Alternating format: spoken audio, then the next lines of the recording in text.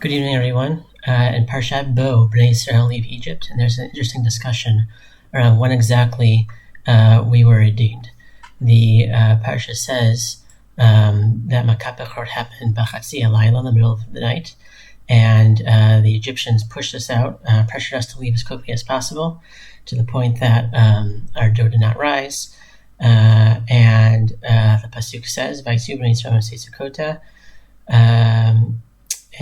ויהי מקץ 30 שנה ו400 שנה ויהי בעצם היום הזה יצאו כל צבאות השם מארץ מצרים.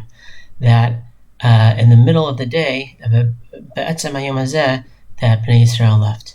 On the other hand, ליל שימורים הוא להשם ליציאה מארץ מצרים, הוא הלילה הזה להשם שימורים לכל בני ישראל לדורותם. That the night was a night of protection, that Hashem took us out of Egypt, a night that we remember for all generations.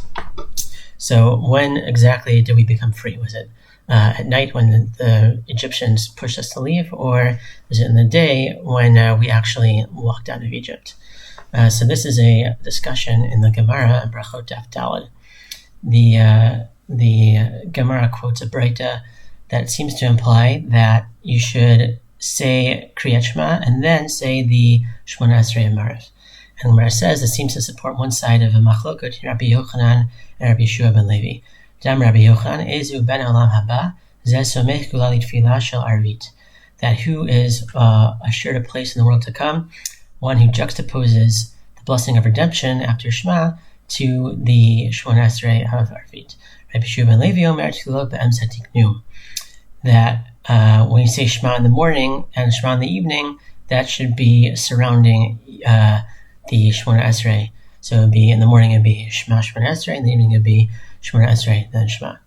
So the Gemara gives two explanations of their machloket, and one of them is based on logic. Ibay Ema Sefara. Rabbi Yochanan Sawar Gula Me'urta Nami Havya, Ella Gula Meliata Lo Havya Elad Safra. Rabbi Yochanan says it's true that the full redemption was only in the morning, but the redemption began in the evening. Whereas Rabbi Yeshua ben Levi says because the full redemption only happened in the morning and the previous evening, lo havya gula meliata, it was not a complete full redemption. Therefore, that is not significant for arranging our tefillah, and there's no need to say the bracha of geula right before you begin your Shmona Esrei.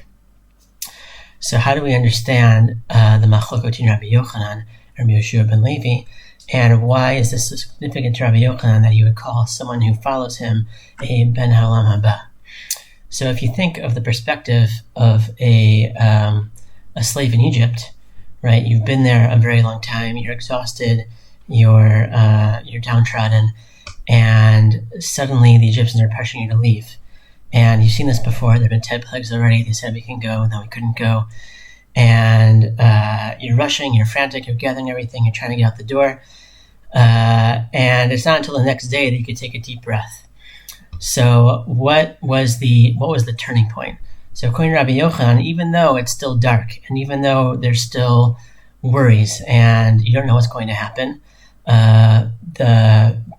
you saw the turning point. You see that now we're leaving, and we are on our way out. So even though you haven't yet had that sigh of relief that came the next day, we still see that we are on our way to the Geula.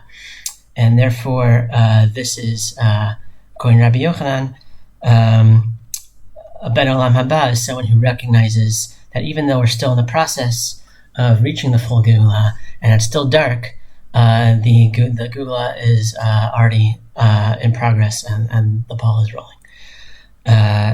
So certainly in our times, we have the huge merit of living in the land of Israel, with a state, with an army protecting us. And even though clearly times are dark, but Be'ezrat Hashem will soon see days of victory and peace. Shavua Tov.